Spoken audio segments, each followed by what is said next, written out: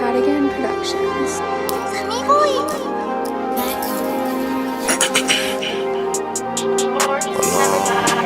My name is Cece. I'm from the Bronx. I'm 21. I'm a stylist, wardrobe stylist. Just became freelance like 2-3 months ago.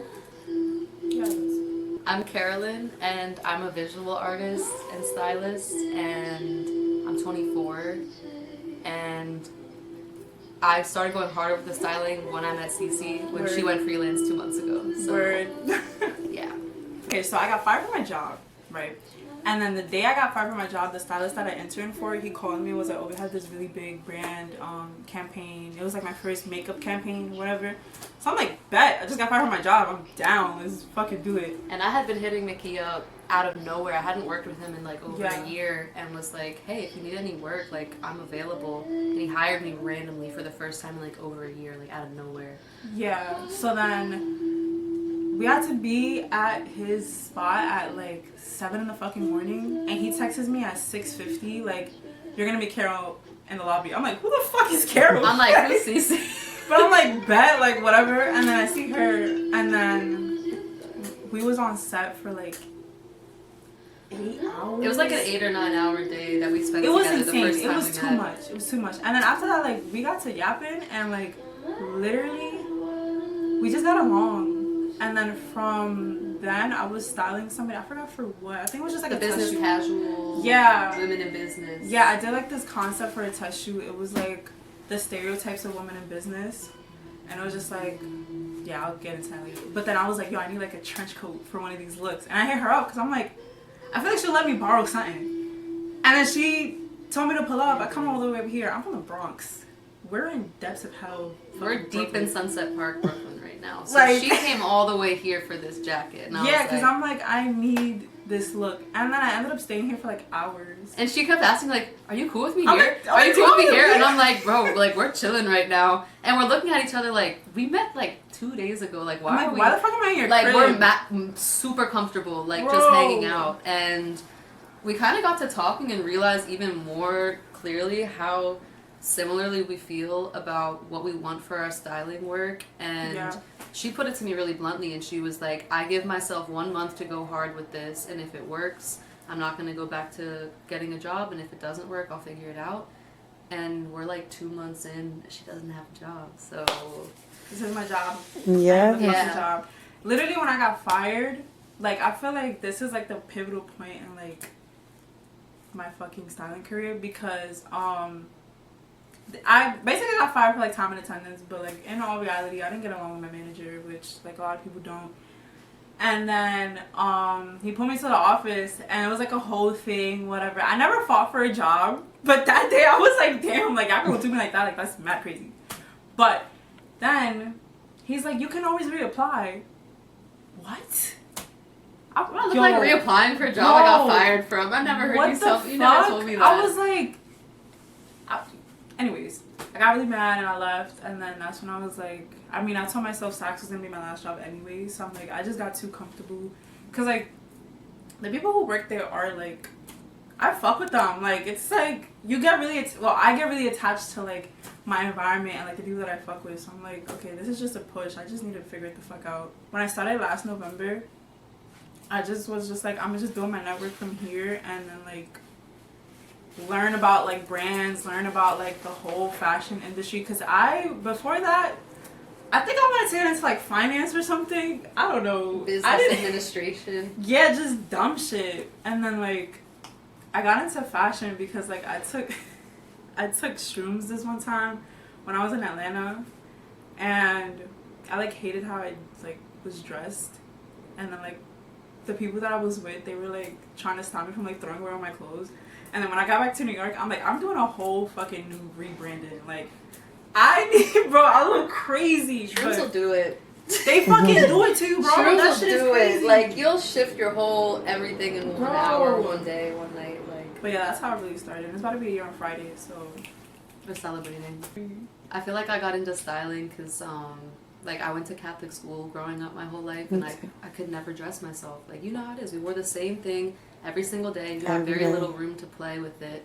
But I would pick up on, like, the really small differences of, like, okay, this person hemmed their skirt this way, and this person wears their socks this way. Yeah. This person wears a turtleneck instead of a button down, and I noticed what I liked on my like classmates and what I didn't like, and it kind of gave me an eye for like silhouettes and stuff. Mm-hmm. And then when I, became an adult and I could finally dress myself, don't get me wrong, you have to be a little cringe before you can be swag. And I definitely had a cringe era because I didn't know how to fucking dress. Yo. I definitely had a cringe era, and that's fine. I own that. But now I'm like seeing my style evolve over the years, and then I moved to New York in 2022, and right before I moved here, I had like my first unpaid internship for a fashion week that winter. And I guess I stood out of the interns because they were like, we're going to put her with the styling team because she's on top of it. She got it going on. And I just spent like 2 whole days doing like the most intense work with no experience, and that kind of like opened up all my connections for when I did move here, because then all these people were like willing to work with me when I was like, okay, I'm actually based here now. So that was kind of my like intro into it. The reason why I feel like I'm destined to do this is because I was born in the Dominican Republic, and like my parents like dropped their whole fucking lives and moved to a whole different country. It's like there's no way my parents did that for none of us to be anything. Like I can't just do all that and like be a fucking bum, or like not a bum, but like Be just regular. not do You great can't be shit. regular. I can't be like, regular yeah. when like we literally changed our whole lives for us to come here. And also I just feel like anything that I like ask for or like say out loud, like I receive. Like it's fucking crazy. Like literally, example, like for today, and I feel like that kind of attracts with like her as well, and kind of why we connected, because again, like I said, today we were walking and then she's like, oh, like I was supposed to do this fit check video with my friend, like whatever, but we didn't have time, so I'm like, yeah, fuck it, like whatever. We're literally walking and somebody stops her and was like, oh, can I do a fit check video on you? I'm like, what the fuck? And then literally like so funny. I've been talking about how my like the clientele that I want is like athletes and like artists and stuff, and then like I'm like, okay, for that I have to find people who look like athletes, right? And then find like small artists. I have to style a music video. Literally, I was telling myself that since I was at Saks, I'm like, I just need to do those 2 things and it's gonna come. And then I meet like 4 small artists and I like yap my way into styling a music video, which we did. That's how I met you, actually. Yeah. Literally. Which is crazy, but it's just like everything just like ties in together. You know what I'm saying? Yeah, I just feel like, more of the story, I feel like I lost a lot and I'm destined to gain like all the things that I'm asking for, and like I feel like my parents just put me in the position to like win. Like even though we don't have like, I don't really come from much, it's like I'm 21 years old still, so I still live with my parents. So it's like, dude, just go outside. You have food. You have a place to stay. Figure it the fuck out. My dad asked me today, like, what do you do? I'm like, I'm a stylist. Didn't I tell you that? He was like, that's why you come home at 2 a.m. I'm like, yes, bro. I be out here hustling hard. Like, what are you talking about? I feel like when like the word like chosen and like destiny and vocation comes into mind, like the first word that pops into my head is synchronicity. Like there's just been so many synchronicities ever since I started to take my art seriously in like 2019 and 2020, that it's like I would be disgracing myself and all the people who believed in me and believe in me if I didn't like step into this role as like a full-time successful artist. And I'm still building that up, but I will say, like, throughout everything I've always been through and everything I've always done, like, my art's always been there. Some people are like, when did you start making art? I'm like, there was never a stop or a start. Like, I just always did it. Right. And to get deep, like, I would say, like, when I was really starting to build the foundation in, like, 2020 and 2021, peak COVID, so I had a lot of time to paint and focus. I started, like, selling prints in my hometown, taking commissions. I like built my first website, so I was like starting to gain some traction and like feel really good about what I was doing.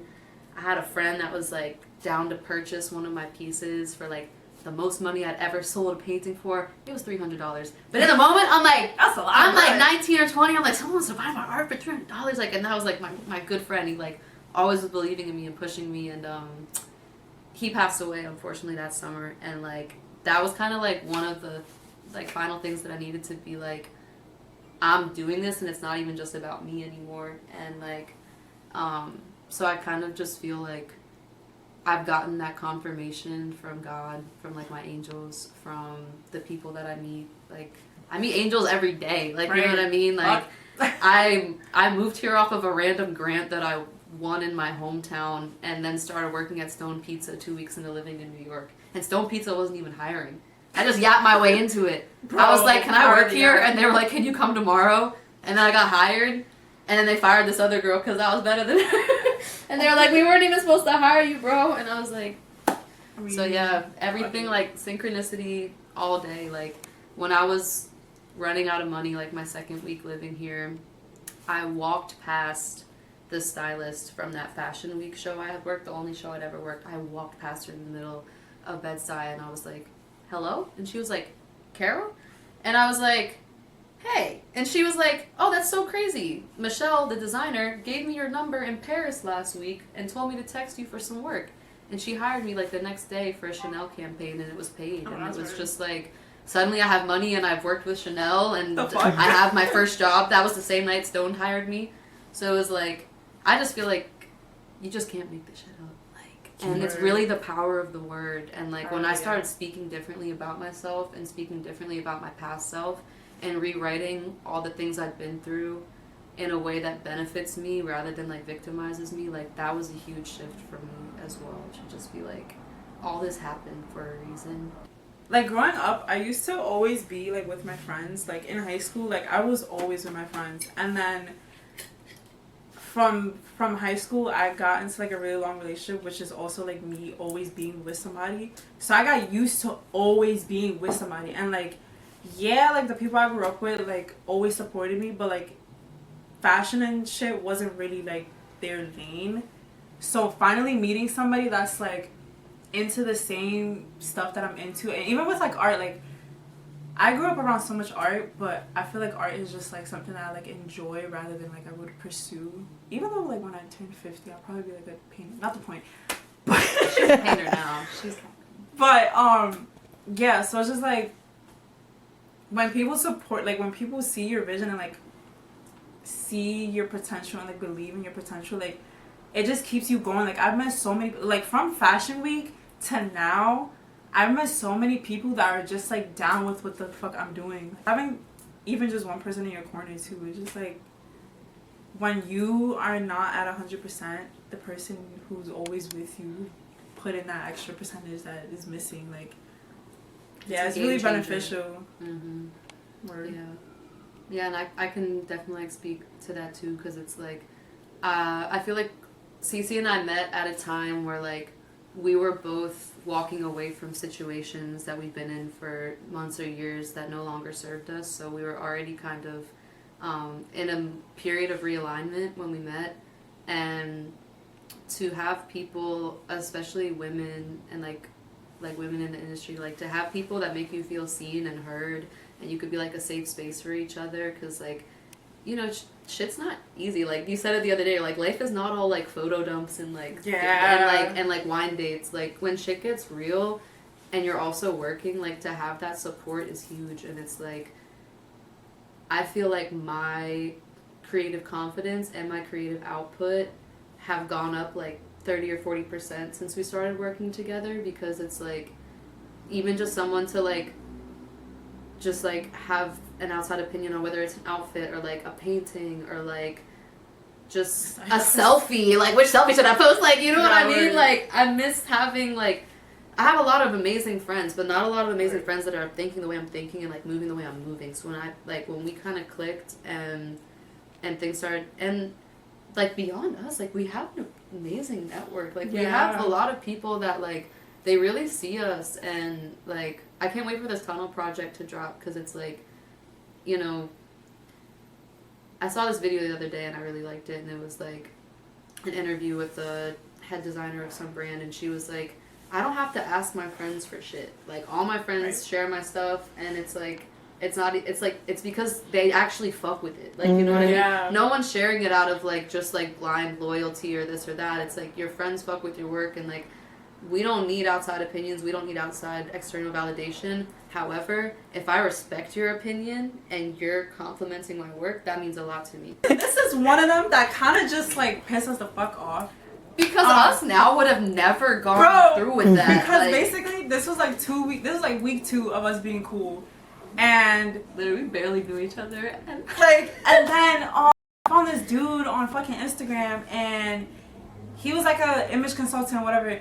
Basically, moral of the story: we got scammed for like $500. Well, $250, which is not a lot. $250 each. That's calm. Each is calm. We made it back. But 2 weeks after I got fired, $250. That's crazy. And I'm like, why did I just?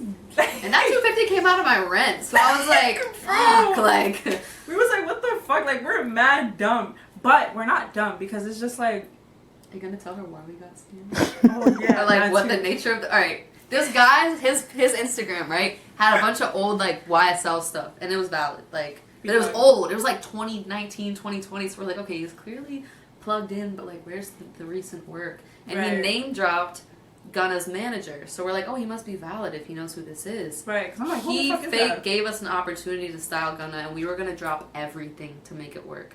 Everything. I was gonna put my trip off. I was down. She said, send me the $250. I said, bet. Barely knew this girl, and we like, yeah, like 2 days went by, and he still didn't hop on a call with us, bro. And then we got blocked. Wait, well, why you guys gotta pay? Ow. That should have been your first red flag. Exactly. His whole thing was he was like, I'm kind of going to be the middleman and like walk you through like how this is going to work. Because he was like, you know, I'm going to like take care of all like the admin work, getting you guys set up, like putting you onto this opportunity. So we're like, I guess. But in hindsight, what, like a consultation fee? Like, it was like a creative consultation, essentially. It was like, you pay for my services, and I'm going to, like, continue to get you work. That's stupid. And I'm like, so what are your services? Like I still don't understand. And the text, we were so confused trying to text him, bro. Bro. Like, nothing but the fact that we knew we could style Gunna. We did. We did. Like, and we do, and we can, and we will. And we will. And we because will. he was in New York, like, 2 days ago. Missed him. It's okay. Got a bone to pick with that man.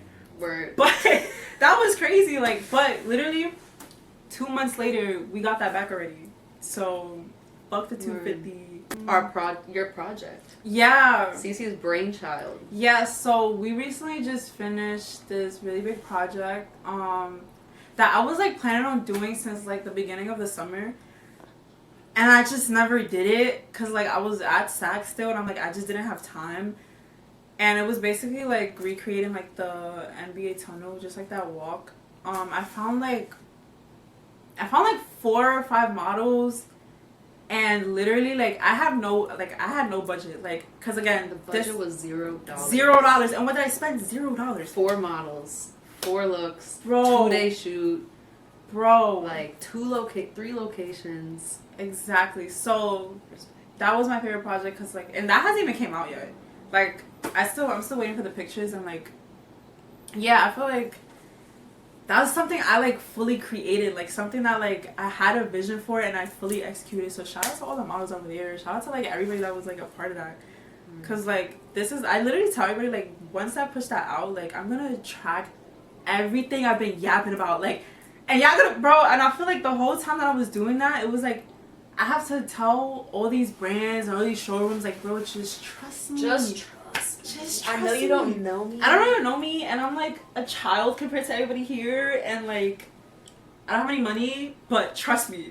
Word. And we learned so much as we were trying to put that project together. Like, every single day that we passed, we started writing down everything that we learned, so that like it could never happen again. Yeah. And we had so many situations where it felt like the end of the world, and it felt so serious, and like we're literally running around with like thousands of dollars worth of clothes on a $0 budget, and like everything just worked out. And it was cool. It was a cool opportunity for me too, because most of the styling work I would get was like editorial, like couture, women's wear, but I also wanted to like dress people the way I like to dress, which is like fly streetwear, like being a beautiful woman that dresses like a little kid, like, and like she presented me with that opportunity to assist on something that felt more in alignment with the work that I want to do. So I was like, when she told me this idea, I'm like, you're a fucking genius. I'm like, you're a genius, and we're gonna make this happen. Literally. And we did, and it was really fun. It was so much fun. So We Trust is like my child. Okay, well, I don't know where to start. So I got the name from my ex. Shout out to him. Cause at first, when I first made my styling page, like I had my first styling page name was like Chosen Pics. I don't know, weird. And then like I was just like, let me just put Cece my stylist until I figure something out. And then I was telling him like, bro, like I need something that's gonna stick. And I'm like, in God we trust or something, or like in Cece we trust. He was like, bro, just do we trust. So I'm like, bet. And then like styling isn't the only thing that I want to do. Like I see my like company becoming like $1 billion corporation. Like just like there's just so much that I want it to become. Like I don't even like, it's just gonna be so big, like, and it's gonna be like you know, like PR, those talent management. yeah, like just like, everything. And then everything. even outside the industry, like from there, like I want it to be like the backbone of everything. Like y'all don't even know that like Google itself has like a parent company that nobody fucking talks about. Like that's what I want it to be. Like, and I believe in myself so much. Like I fucking got it tatted. Like before I even got my LLC. So if anybody wants to take this name, y'all gonna have to box me up for it. Because we're saving up for that trademark. So No, for real. Yeah. But yeah, like that's basically what I want it to be. What I know it's gonna be. And I also just want to be the change that like I want to see. Like I want like more women in the industry. I want more like business women. Like that's the ultimate goal. Like I love styling, I love fashion, but like the ultimate goal is to have like business woman next to my name when you Google it. So yeah. And when she told me that her name for her company was going to be like We Trust, and we have a bunch of different playoffs of like We Trust and how we want to like incorporate that. I loved it immediately because I'm like I said earlier, like I'm big on words and like word choice and like everything. I'm like, yeah, Cece we trust. Like I trust Cece with my art. Like we trust Cece, we trust Cece with our clothes. We trust Cece with our art. We trust Cece with our friends. We trust Cece with music videos. Like it just flows so perfectly, and it's like you want to trust your stylist. So it's like it just, I don't know. I love the word choice of it. Yeah, can't wait for my first business email. Kid Carol at We Trust. Like Cece at We Trust Arts. Mm-hmm. What? My advice would be, you have to trust your vision no matter what people tell you. Like you literally just have to, like, if you have something that you want to do, just fucking do it. Like there's always a way to do shit. Like especially nowadays, like there's always a way to do shit. Like when I got fired from my job, like everybody would tell me like, bro, just find something else so you could like have some backbone, get some bread. But it's just like that's gonna be my full-time shit. So if you can't believe in yourself, how do you expect investors to do so? How do you expect like everybody else to do so? Like your fucking choice of clientele. Like you have to trust yourself. Y'all get what the fuck I'm saying. And understand you just gotta trust yourself so everybody else can. Yes. Gangsta, like simple. Right. Simple. Yeah, I would say just fuck around and find out. Like you can't find out until you fuck around. No, and literally. to get deeper into that, because it sounds silly, but it's so real. Is like an artist I really like said this one time, and he was like, I'm in artist development. I don't care to disappear for 3 or 6 months, go off the grid, and come back to you with a bunch of work when I'm ready. You're gonna watch me develop in front of your eyes. And like that stuck with me because I'm like, I'm in artist development, and sometimes I get, analysis paralysis about posting a painting or like, social media and like the pressures of that. And I used to be like, oh, I don't like social media, I have all these excuses. And it's like, no, you literally just, you have to fuck around and find out. Yeah. You're in creative development, you're in artist development, and the world is going to see you develop, and that's your story. So like, just like owning every part of your journey is what I would say is my advice. Own every part of your journey, because that's like the best way to keep evolving. Word. Okay. Say bye to my people. Thanks for coming. Thanks for coming.